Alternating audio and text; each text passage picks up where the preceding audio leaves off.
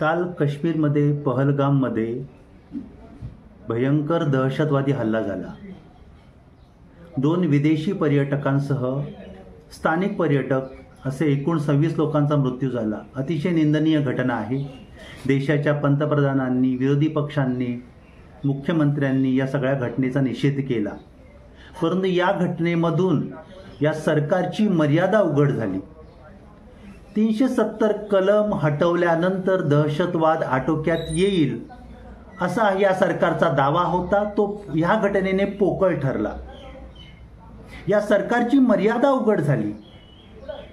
दहशतवादी घटना घडली त्याच्या अर्ध्या तासानंतर लष्कराचे जवान त्या ठिकाणी पोचले। यावरून या संवेदनशील विभागासाठी ही मंडळी किती स्वतः संवेदनशील आहे हे कळायला लागलं। पूर्ण काश्मीर हा संवेदनशील आहे। त्याचबरोबर 370 कलम नागरिकांना विश्वासात न घेता हटवलं। त्यानंतर तुम्ही त्या राज्याचे अनेक तुकडे केले। या सगळ्या गोष्टीमुळे स्थानिक जनता तर नाराज आहे। त्याचबरोबर हिंदू मुस्लिम संपूर्ण देशभर होत असताना शेजारचा पाकिस्तान काहीतरी कुरापत काढणार हे सगळ्यांना माहिती आहे।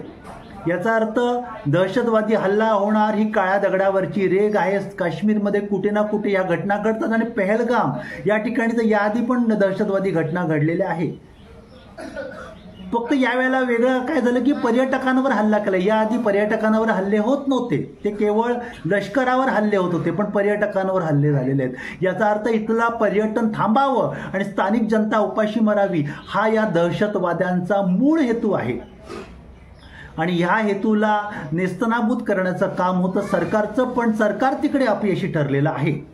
जर हा संवेदनशील आहे विभाग तर या ठिकाणी सर्वत्र लष्कर, स्थानिक पोलीस, सीआरपीएफचे जवान प्रत्येक ठिकाणी मुस्तैद झाले पाहिजे होते, परंतु आहेत का?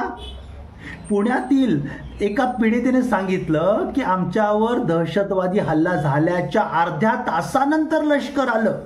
अर्ध्या तासानंतर? अरे हा काय मुंबई आहे का किंवा इतर आहे का? अरे ते काश्मीर आहे। काश्मीरमध्ये तर 5 मिनिटांमध्ये पोलीस आले पाहिजे, 5 मिनिटांमध्ये लष्कर आलं पाहिजे। संपूर्णपणे अपयश हे नरेंद्र मोदी आणि त्यांचे गृहमंत्री अमित शहाचं आहे, कारण पूर्णपणे त्यांच्या ताब्यामध्ये लष्कर आहे। काश्मीरला पूर्ण राज्याचा दर्जा नाही आहे। काश्मीरचे पोलीस अमित शहाच्या ताब्यामध्ये आहे। मग काय करतात तिकडचे पोलीस? काय करते ते लष्कर? त्या लष्करांना सूचना नव्हती का? आणि शिवाय ते उघडं माळरान आहे। त्या माळरानावर समजा दहशतवादी हल्ला झाल्यावर लपायची पण जागा नाही आहे। म्हणजे किती मोठी घटना घडली आहे ही, आणि हे सरकार किती बेफिकीर बेजबाबदार आहे कळून चुकतं। त्याचबरोबर आणखी एक घटना की दहशतवाद्यांनी एका पर्यटकाला पकडलं आणि त्याची जात विचारली, त्याचा धर्म विचारला, त्याचं नाव विचारलं किंवा तो मोदी समर्थक आहे, त्याला कलमा पडा म्हटलेलं आहे। अशा बातम्या येत आहेत। तर त्या दहशतवाद्यांनी त्याला कलमा पडायला सांगितलं, कलमा पडत नाही याचा अर्थ तो मोदी समर्थक आहे म्हणून गोळ्या घातल्या। इकडे संशयाचं वातावरण निर्माण होतं, कारण आजपर्यंत अशी घटना घडली नव्हती। दहशतवाद्यांनी सगळ्यांना शिकार केलं होतं। आता मात्र असं संशयास्पद वातावरण आहे की इथे जाणीवपूर्वक काही घडलेलं आहे का, की घडवलं जात आहे का? पश्चिम बंगालमध्ये निवडणुका आहेत यासाठी, कारण मुर्शिदाबादमध्ये घटना घडली, त्या घटनेमध्ये यांचेच संघटनेची काही लोक मुस्लिम वेश करून गेले होते, हे उघड झालेलं आहे। मग आता काश्मीरमध्ये घटनेमधून पुन्हा असा रंग द्यायचा प्रयत्न होतोय का हिंदू मुस्लिम? आधीच आमचा देश होरपळतोय, आधीच आमचं मणिपूर होरपळतंय, पश्चिम बंगाल आता होरपळू लागलेलं आहे। काश्मीर संवेदनशील आहे, त्या ठिकाणी बॉर्डर आहे पाकिस्तानची, आणि असं असंवेदनशीलने जर आमचं केंद्र सरकार हा विषय हाताळत असतील तर धोकादायक आहे। याला हिंदू मुस्लिम हा देऊच नका। स्थानिक मुख्यमंत्री ओमर अब्दुल्लाचं हे फेलियर नाही, हे फेलियर संपूर्णपणे नरेंद्र मोदी आणि अमित शहा यांचं आहे। कारण हा राज्य, काश्मीर राज्य पूर्ण राज्याचा दर्जा नाही आहे। आणि त्याचबरोबर गेल्या 10 वर्षापासून त्या लोकांना चिरडण्याचं काम केलेलं आहे. त्यांचे इंटरनेट बंद ठेवलेले आहे, त्यांची दळणवळण पूर्ण बंद ठेवलं होतं.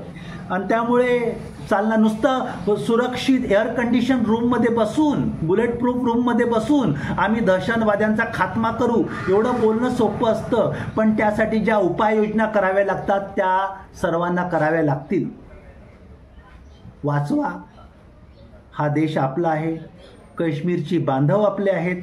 नागरिकांवर जेव्हा हल्ला झाला तर स्थानिक नागरिकांनी त्यांना खेचरावर बसून मेन रस्त्यावर नेलं, कारण त्या ठिकाणी योग्य अवस्थाच नाही आहे, ते रस्ते वगैरे बरोबर नाही आहेत, तर खेचरावर वाहतुकीची साधनं नाही आहेत. मग अशा ठिकाणी जर खरोखर दहशतवादी हल्ला झाला तर कशा प्रकारची काळजी घ्यावी लागती यासाठी आम्ही तयारी करावी लागते. पण काय ताई, सगळे बेफिकर आहे, बेजबाबदार आहे.